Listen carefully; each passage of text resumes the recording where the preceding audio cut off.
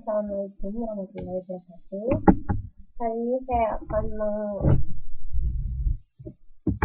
mempresentasikan materi Pak Anjino visualisasi yang berjudul manajemen memori.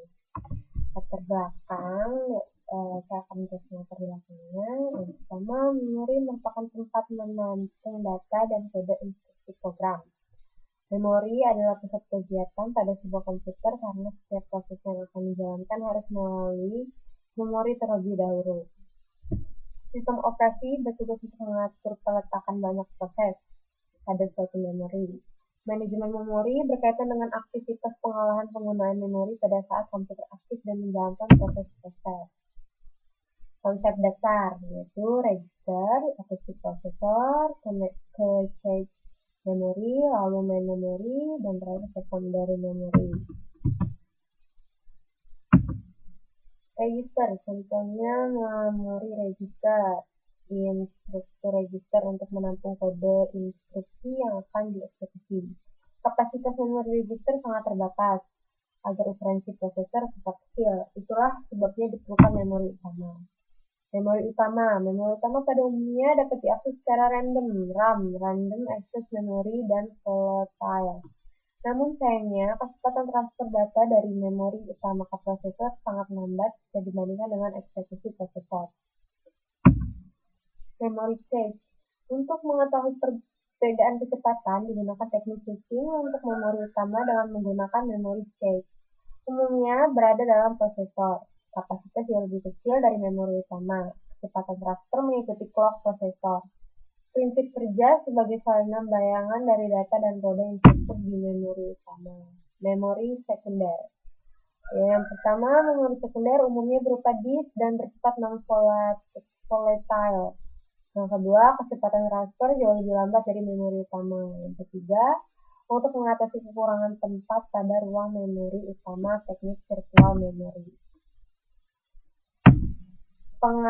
Pengalamatan memori, tugas untuk mereferensi kode instruksi atau data di memori utama secara tepat merupakan tanggung jawab dari kompiler. Kompiler berfungsi mengubah source kode yang ditulis programming menjadi file yang berisi kode instruksi program yang dapat dijalankan prosesor. Dalam menentukan alamat instruksi atau data, kompiler mengacu pada metode pengalamatan memori yang dipakai sistem komputer.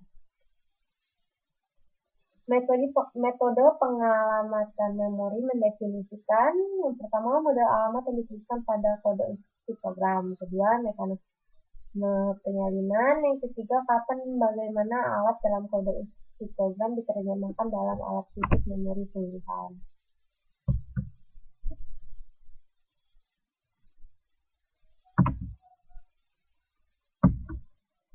Address binding, alamat yang terdapat dalam kode instruksi tidak selamanya berupa alamat fisik, tapi dapat berupa alamat logika yang perlu ditranslasi lebih dahulu. Aktivitas translasi alamat ini disebut dengan addressive binding.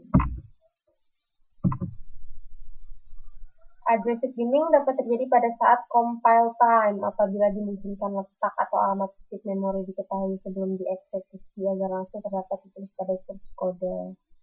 Kelemahannya, program tidak dapat direlokasi selama eksekusi, loading time. Yang kedua yaitu loading time, dilakukan pada saat loading program ke memori utama. Hasil komputasi disimpan dalam file yang berisi alamat fisik.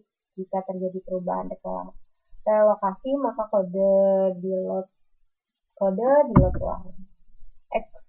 Execution time, membutuhkan perangkat keras seperti MMU, Memory Management Unit. Memory Management Unit bertanggung jawab membantu proses perhitungan transaksi alamat logika ke alamat fisik pada saat eksekusi. Dimungkinkan suatu proses berpindah alamat sewaktu dieksekusi.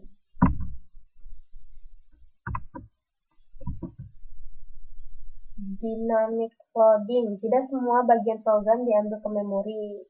Dengan dynamic loading, rutin yang tidak digunakan tak akan pernah di-load ke memori. Mekanisme dasar, program utama di-load dan dieksekusi. Pada saat suatu rutin butuh memanggil rutin yang lain, maka pertama rutin pemanggil mengecek apakah rutin yang dibutuhkan sudah pernah diambil. Jika belum, maka rutin yang dipanggil tersebut akan diambil dan dialokasikan di memori utama. Keuntungan dynamic loading, yaitu rutin yang tidak digunakan tak akan pernah di-load ke memori. Yang kedua, untuk menghindarkan pemakaian rutin yang salah dalam programan dalam jumlah kode yang besar. Yang ketiga, tidak memerlukan bantuan sistem operasi. Metode ini menjadi tanggung jawab user atau programmer. Sistem operasi hanya menyediakan rutin library. Tadi kita sudah menjelaskan dynamic loading, sekarang kita akan menjelaskan tentang dynamic linking. Konsep sama dengan dynamic loading, hanya saja penekanan pada proses linking. Dimungkinkan adanya share library yang dibuat oleh suatu aplikasi untuk digunakan oleh aplikasi lainnya. Dapat digunakan untuk membaharuan library secara otomatis bila ada versi yang lebih baru. Cara yang mendukung dynamic linking dan lain-lain, yaitu dynamic linking libraries, sistem, drive. Sistem operasi dibutuhkan untuk memeriksa apakah rutin yang diperlukan ada di ruang memori proses yang lain. Overlay membagi program yang besar menjadi bagian-bagian yang lebih kecil dan dapat dimuat dalam memori utama. Dibutuhkan ketika proses yang ada lebih besar dibandingkan memori yang tersedia. Diimplementasikan oleh user, tidak ada dukungan khusus dari sistem operasi. Desain program pada struktur overlay kompleks. Swapping, yaitu yang pertama, suatu proses dapat di-swap secara temporary keluar dari memori dan dimasukkan ke backing store dan dapat dimasukkan kembali ke dalam memori pada eksekusi selanjutnya. Backing store disk dapat cepat yang cukup besar untuk mengakomodasikan kopi semua memori image pada semua user, menyediakan akses langsung ke memori image. Roll out, roll in, varian swapping yang digunakan dalam penjadwalan prioritas. Proses dengan prioritas rendah di swap out sehingga proses dengan prioritas tinggi dapat di-load dan dieksekusi. Bagian terbesar dari swap time adalah transfer time. Total transfer time secara profesional dihitung dari jumlah memori yang di-swap. Di sini juga ada skema swapping berupa gambar. Bisa dilihat di PowerPoint. Sekian dari saya. Terima kasih. Wassalamualaikum warahmatullahi wabarakatuh.